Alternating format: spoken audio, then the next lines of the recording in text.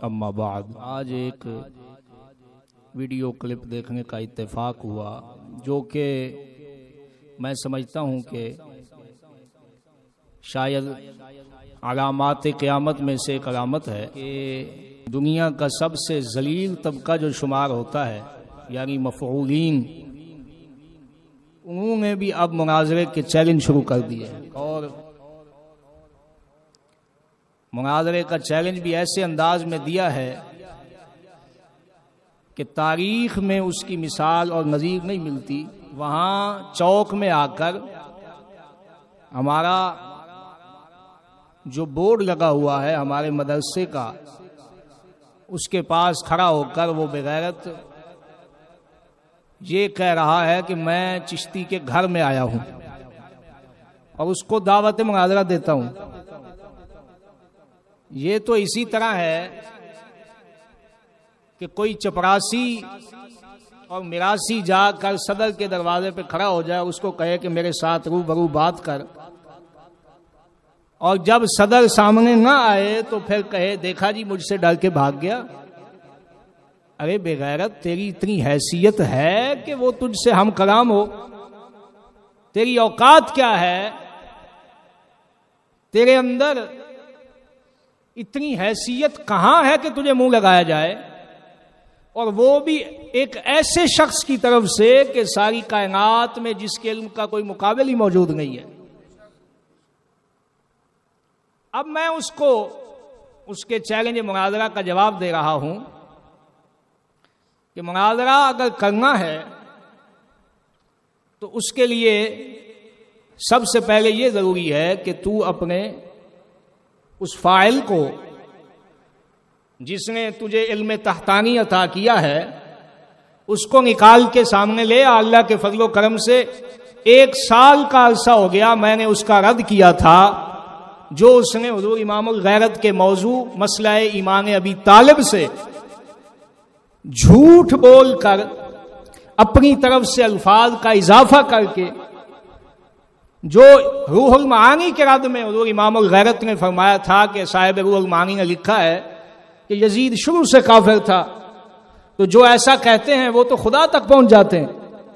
تو اس نے یہ لفظ اس میں سے نکال کر شروع سے اور کہا کہ یہ کہتا ہے کہ جو یزید کو کافر سمجھتا ہے وہ تو خدا تک پہنچ جاتا ہے۔ تو میں نے اس کو تقریباً 1 سال کا عرصہ گزر گیا، اس کو جھوٹا ثابت کیا تھا اور آج تک اس کے زبان سے ایک کلمہ بھی نہیں نکل سکا۔ تو کیا ہمارے شیخ سے مناظرہ کرے گا؟ تیرے جیسے لونڈوں کا جو فائل ہے اللہ کے فضل و کرم سے وہ ہمارے سامنے بات کرنے کا حق نہیں رکھتا، اور ہم نے اس کو وہ جواب دیا ہوا ہے کہ اگر وہ اپنے تمام مفعولین کو بھی اکٹھا کر لے اور سارے اوپر نیچے کا زور لگائیں تو انشاءاللہ ہماری کسی بات کا جواب نہیں دے سکیں گے۔ اب اگر مناظرے کا تجھے شوق ہے تو اس کو لے آ، وہ ہمارے ساتھ بیٹھ کے بات کرے۔ کیوں کہ وہ ہمارے شیخ کے پاس پڑھتا رہا ہے، ان کا شاگرد ہے، اور ان کو کہتا تھا مجدد علوم اسلامیہ۔ تو جب وہ مجدد علوم اسلامیہ ہے تو بھروے تیری کیا اوقات ہے ان کے سامنے بیٹھنے کی کہ تیرا جو استاد اور پیر ہے وہ ان کو مجدد علوم اسلامیہ کہتا ہے۔ تو اگر تجھے شوق ہے مناظرے کا تو اس کو نکال کے لے آ، ہم اس کے ساتھ بیٹھتے ہیں، اور جس مسئلے پہ وہ چاہتا ہے کہ گفتگو ہو ہم گفتگو کرنے کے لیے تیار ہیں۔ لیکن یہ کیا طریقہ ہوا کہ وہاں پہ آ کے بورڈ کے سامنے کھڑا ہو کے، اور جھوٹ کذب تو ایسا تم لوگوں میں موجود ہے کہ کہاں یہاں سے 1.5-2 کلومیٹر دور کھڑا ہو کر اور وہاں پر روڈ پہ کھڑا ہو کے کہتا میں گھر آیا ہوا ہوں۔ تو اس طرح تو ہر وہاں سے گزرنے والا شخص صبح سے لے کر شام تک لاکھوں گاڑیاں وہاں سے گزرتی ہیں، تو کیا ہر شخص کہے کہ ہم چشتی کے پاس گئے ہوئے ہیں؟ ہر شخص یہ کہے کہ ہم اس سے مناظرے کے لیے تیار ہیں؟ تو اس سے بڑی جہالت اور بے وقوفی اور کوئی ہو سکتی؟ اب یہاں پر اس کا کلپ مجھے دکھایا گیا، اللہ کے فضل و کرم سے شیر کی ہیبت جو ہوتی ہے وہ باقی دنیا اور سب لوگوں پر اس طرح قائم و دائم ہے کہ وہ وہاں کھڑا ہوا بھی کانپ رہا ہے اور پریشان ہے اور بار بار ادھر ادھر دیکھتا ہے کہ کہیں کوئی چشتی کا مانگنے والا آ نہ جائے. اس کو پتا تھا اگر کوئی آ گیا تو ادھر وہ میری خدمت ہوگی کہ ساری زندگی نہیں بھول سکوں گا. اب اس نے وہاں کھڑے ہو کر چیلنج کر دیا مناظرے کا کہ میرے ساتھ مناظرہ کرو. میں تمام مولویوں کی طرف سے نمائندہ بن کے آیا ہوں. میں نے کہا اگر تیرے جیسا گانڈو نمائندہ ہے تو پھر میں ایسے مولویوں پہ بھی لعنت ڈالتا ہوں جنہوں نے تجھے نمائندہ بنا کے بھیجا ہے. حیران ہوں میں اس بات پہ کہ مولویوں کے پاس اب کوئی ایسا بندہ ہی نہیں بچا کہ جو عزت دار ہو. اب یہ گانڈو جو ہے وہ آ کر مناظرہ کریں گے ان کی طرف سے. تو اس سے پتہ چل گیا کہ دنیا میں چشتی صاحب کے مقابلے میں جب بھی کوئی آتا ہے تو وہ اس طرح کا گانڈو ہی ہوتا ہے. غیرت مند بندہ چشتی کے مقابلے میں نہیں آ سکتا.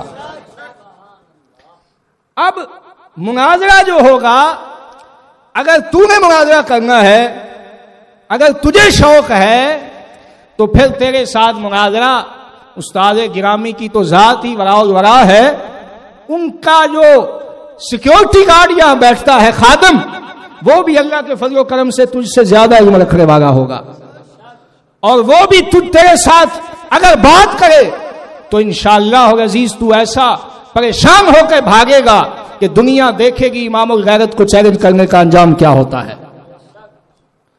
تو ایسے کسی جھوٹے کذاب شیخ کے کسی مفعول کی کسی بات کا جواب دینے کی ہمیں حاجت نہیں تھی, لیکن وہ کلپ بہت وائرل کیا جا رہا ہے دشمنوں کی طرف سے, اس کو بار بار دکھایا جا رہا ہے. اور یہ دیکھو جی ان کے گھر چلا گیا. میں نے کہا گھر تو دور ہے, وہ تو وہاں کھڑا کانپ رہا ہے اور پریشان ہے اور اس کی ٹانگیں جو ہیں وہ کپ کپا رہی ہیں, بار بار ادھر ادھر دیکھ رہا ہے. کیا مناظرہ کرنے والے ایسے ہوتے ہیں؟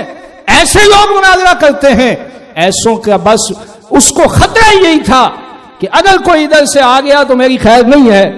تو اس طرح مناظرے نہیں ہوتے. اگر مناظرہ کرنا ہے تو میں یہ اس کو چیلنج کر رہا ہوں, اپنے اس شیخ اعرج کو نکال اور باہر لا. اللہ کے فضل و کرم سے ہم حضور امام الغیرت کے خادم اس بات کے لیے تیار ہیں کہ اس کے ساتھ ہر قسم کے موضوع پہ گفتگو کرنا ہم اپنا حق سمجھتے ہیں اور اس کو بتائیں گے کہ وہ کذاب بھی ہے, وضاع بھی ہے, جھوٹا بھی ہے اور اس نے اس طرح کی پروپیگنڈا کیا ہوا ہے کہ میں اہل سنت کا, میں اپنے والد گرامی کی فکر کو آگے لے کے چلنے والا ہوں. حالانکہ اپنے والد گرامی کی فکر کا سب سے بڑا دشمن اگر دنیا میں ہے تو وہی شخص موجود ہے. اس لیے ہمارے دوست پریشان نہ ہوں. ایسے یہ تو وہ شیخ سعدی رحمت اللہ تعالی علیہ نے فرمایا, مہنور می فشاند و ساگ او او کند, کتے کا کام ہوتا ہے بھونکنا. ادھر سے سورج چاند نکلتا ہے اور کتے بھونکنا شروع ہو جاتے ہیں. تو اس میں چاند کا کوئی قصور نہیں ہوتا, چاند کی کوئی غلطی نہیں ہوتی. چاند تو نور دے رہا ہوتا ہے لیکن کتا اپنی فطرت کا اظہار کر رہا ہوتا ہے. یہ فرید آباد کی سرزمین پر وہ چاند ہے جو اپنا نور اور اپنی اس نے علم اور ولایت سے ساری کائنات کو یہ باور کرایا ہے کہ اگر حق کا اس دنیا میں حق کا کوئی ترجمان ہے تو وہ حضور امام الغیرت کی ذات موجود ہے. اور اس کے مقابلے میں یہ چھوٹے چھوٹے کتورے, کتے بڑے بھی نہیں ہیں, یہ چھوٹے چھوٹے کتورے یہ آ کر یہاں مناظرے کے چیلنج کریں یہ وہ, تو ان کے ساتھ مناظرہ نہیں ہوگا. ان کے لیے کسی حبشی کا ہی انتظام کرنا پڑے گا ہمیں, جو ان کو بتائے کہ مناظرہ کرنے سے پہلے اپنے اندر کوئی علم تو پیدا کرو, اپنے اندر کوئی حیثیت تو پیدا کرو. تمہارے لیے تو ہمیں ملک حبشہ میں رابطہ کر کے وہاں سے کوئی تمہارا مقابل ڈھونڈنا پڑے گا, کیونکہ لنگڑے کے جو جتنے بھی یہ چیلے ہیں نا, ان کا بڑا مقام ہے مفعولیت میں. عام بندے کا کام نہیں ان کو مکمل, ان کو صحیح انداز میں وہ ٹریٹ کر سکے, ان کو صحیح انداز میں وہ ان کو خوش کر سکے. اس کے لیے کسی خاص آدمی کی ضرورت ہے اور ہم اس کو کہتے ہیں کہ تجھے ادھر آنے کی ضرورت نہیں, اللہ کے فضل سے یہاں نیک اور اچھے لوگ رہتے ہیں. تجھے اگر زیادہ شوق ہے تو ہیرا منڈی چلا جا, وہاں تیرے جیسے لاکھوں تجھے مل جائیں گے. تو اس لیے یہ گفتگو کرنے کا مقصد یہ ہے کہ پتہ چل جائے کہ یہ صرف اور صرف مکار ڈرامے باز ٹولہ ہے جن کا مقصد صرف اور صرف یہ ہے کہ لوگوں میں انتشار پھیلایا جائے کہ ہم بڑے علمی لوگ ہیں. میں نے کہا علمی ہوتا تو تو جھوٹی روایتیں وضع کرتا، تو بات کو کاٹ مروڑ کے اور تو نے پیش کیا اور ہم نے اس کا رد کیا. اللہ کے فضل و کرم سے آج سے 1 سال کا عرصہ گزر گیا، اس کے شیخ کے منہ سے ایک لفظ بھی نکل نہیں سکا اور نہ انشاءاللہ نکل سکے گا. کیوں کہ شیروں اور سچوں کے مقابلے میں جھوٹے کا کبھی کوئی دعویٰ ثابت ہو سکتا. لہذا ہمارے درویشوں کو پریشان ہونے کی ضرورت نہیں ہے. یہ تو اس طرح کے چھوٹے چھوٹے شیاطین تو کیا، یہاں تو سارا دن یہ سارے اکٹھے ہو کے یہی فکر میں رہتے ہیں کہ کسی طرح چشتی سے بات کی جائے، اس کو ہرایا جائے.